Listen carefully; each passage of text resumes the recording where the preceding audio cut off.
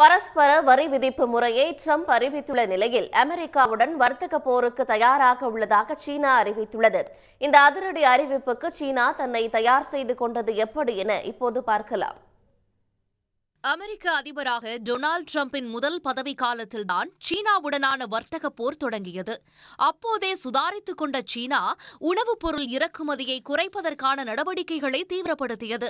உணவுப் பொருட்கள் விநியோகத்தை விரிவுபடுத்துவது, உள்நாட்டு உற்பத்தியை அதிகரிப்பது, உணவு பாதுகாப்பை வலுப்படுத்துவது ஆகிய 3 முக்கிய இலக்குகளை சீனா நிர்ணயித்தது.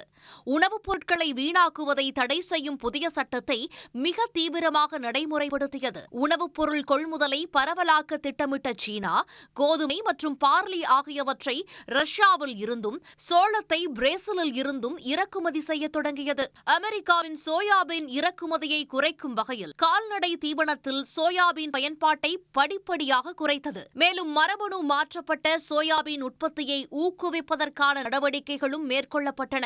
இதன் மூலம் உணவுப் பொருட்களுக்காக அமெரிக்காவையே நம்பியிருக்க வேண்டிய அவசியமில்லை என்ற நிலைமையை சீனா உருவாக்கி உள்ளது. அமெரிக்க அதிபராக 2வது முறையாக ட்ரம்ப் பதவியேற்பதற்கு முன்பாகவே அந்நாட்டு உணவுப் பொருள் இறக்குமதியை குறைத்துவிட்ட சீனா மொத்த தானிய உற்பத்தி அளவை 70 கோடி மெட்ரிக் டன்னுக்கும் அதிகமாக உயர்த்தியுள்ளது. மீன்களுக்கான தீவன இறக்குமதியை 7% அளவுக்கு குறைக்கவும் சீனா திட்டமிட்டுள்ளது.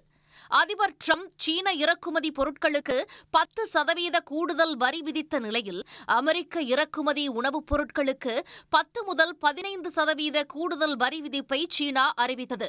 அது மட்டுமின்றி 15 அமெரிக்க இறக்குமதி நிறுவனங்களுக்கு தடையும் விதித்துள்ளது. இதன் தொடர்ச்சியாகத்தான் அமெரிக்க வர்த்தக போரை விரும்பினால் எதிர்கொள்ள தயாராகவே இருப்பதாக சீனா கூறியுள்ளது. உடனுக்குடன் செய்திகளை தெரிந்து கொள்ள சன் நியூஸ் பெல் ஐகானை கிளிக் பண்ணுங்க.